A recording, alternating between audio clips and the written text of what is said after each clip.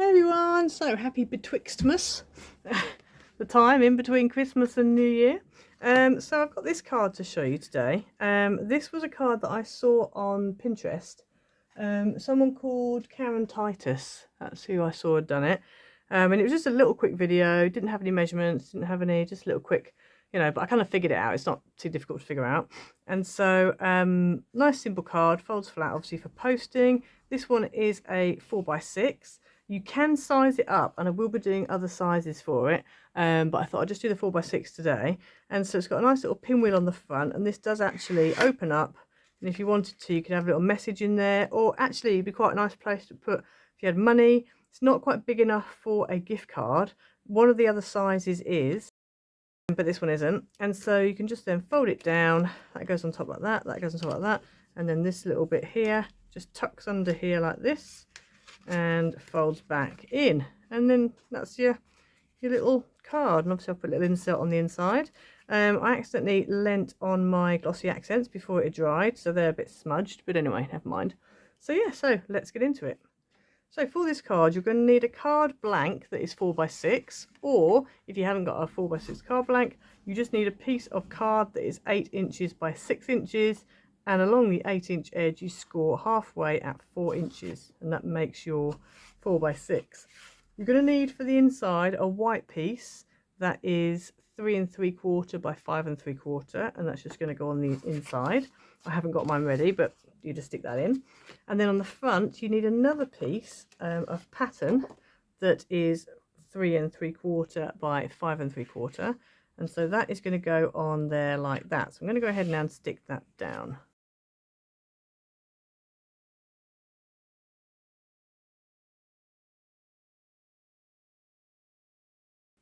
And then the main star of the show is obviously the embellishment piece. So you need a piece of 6x6, and this needs to be double-sided pattern, really.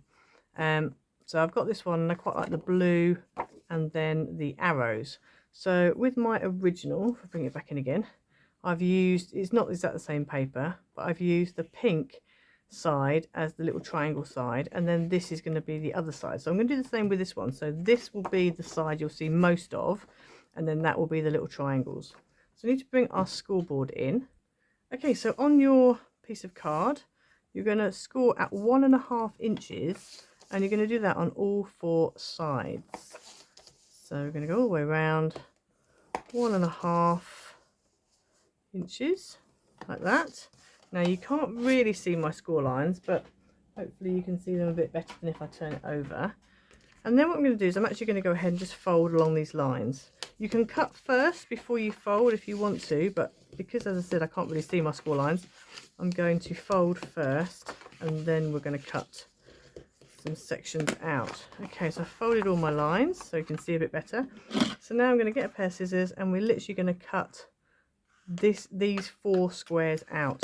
And I think I'm actually going to use my standing knife and ruler, because then I'm going to be able to do it a bit better, because I feel like I'm going to get cut in the wrong places. Okay, so we're just going to go ahead now and cut out these corner squares.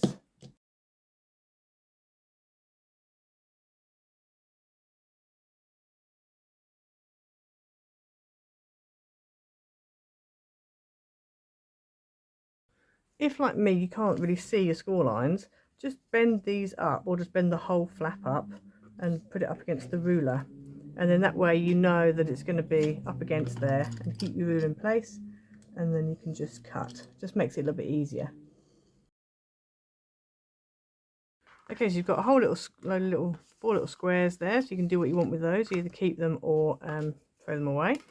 And then we are now going to score and fold up the corners. Now if you want, you can just go in and just do them by hand, which I did do on my previous one, but sometimes you can end up creasing your card. So what I'm going to do, I think, is, let me turn it this way around, because we're going to bend this over, and then it's this corner here that we're going to fold up.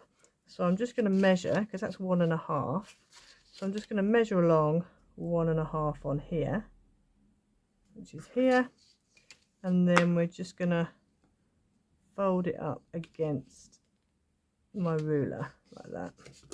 and then that just gives you a little bit extra help. So then when you do actually fold it down, it's more or less in the right place. Otherwise you can end up with like just creasing it. So I've done that one, so now I'm going to turn it and do the same with this one. So I'm just going to open that up, fold that down. If you want to do it by hand, you can, without, you know, making a mark. You can do it just roughly like this. This is actually 200 GSM, so I can get away with doing it. But if I had anything thicker, I would struggle. You would have to like pre-score it. Then we're going to turn it, do the same with this one, close the flap, and then just bend this up. So with that one there, I didn't do that very well. So I've got a bit of an extra crease there that I didn't really want. So this is why it's better just to do it properly, but anyway. And then this one here, again, just fold that up, fold that back. So you've now got 4 little sections, and then what we want to do, if you want, now's the time to put in your little greeting. If you've got a little greeting to put in it, I'm going to leave mine blank. I don't quite know if I want to put anything in there or not. And then all we do, you fold this up, and then where this square is, that one goes across. Turn it round, this one goes across. Turn it round, this one goes across, and then this just tucks in. So you just have to just gently bring that up and just really gently fold that and tuck that in, and that makes your little pinwheel. Now I thought it might be quite nice to put this on a mat. So this measures 3 inches by 3 inches. So I've cut out a 3 1/4 by 3 1/4 square of the same card that I used to make my base card with. And I'm going to go ahead now and just stick this onto there, just to give it a little bit of a border, and just make it pop a little bit off the back of the pattern paper.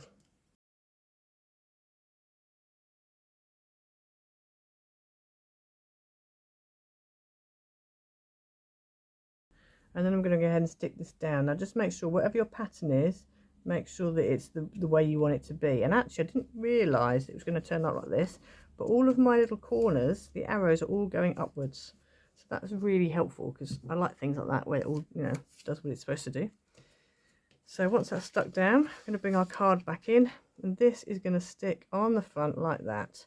It's really sweet. I like using the same paper as the background. You could use different paper if you want to, but I quite like using the same one again, because it's all something similar. That first one I didn't use the same, but it was similar, same sort of colour. It just makes it, I feel like it makes it pop a bit more. If you want to put a mat as well behind your pattern, you can, but obviously you just have to bring your pattern paper in a bit. And it also means that this might not, it might clash, because I've got quite a nice border there. So we're just going to go ahead and stick that onto there like that. And then all I need to do is add my greeting at the bottom. I'm going to keep it simple. So I've just cut out a little thank you. This die was actually a first edition die, I believe, from quite a while ago. So I've just cut it out of craft card. I've already put tape on the back before I cut it out. And then all I need to do is peel this off and just stick it down. I would like to make it shiny and put some glossy accents on it, but I really can't be bothered, so we're not going to. So we're going to stick that on there like that, and there you have your thank you card, nice and easy. If you want to go and add something else onto the little windmill flaps, you can, like I did here, put little stars. You could put something on there, or maybe even just something on the edge, or yeah, I don't know, whatever you want to do. But it's nice and easy, nice and quick and simple, and makes a really nice card that's nice and flat to post. So that would easily fit through a UK post. If you go slightly less thick with your paper, so this is 200 as I mentioned, if you go a bit thinner, then you really don't have to worry about that. The only thing is, if you do go thinner, you might not get that kind of 3D effect. See where it's kind of lifting up? You probably won't get that effect quite so much.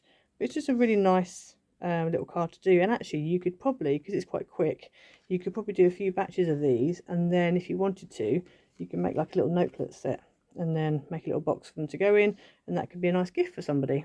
So yeah, and obviously you could do it for a get well soon, birthday, whatever you want. You could even do a Christmas card with it. So yes, I hope you liked today. Please like and subscribe, hit the notification bell so you never miss a video, leave a comment down below, and I will see you next time. Bye.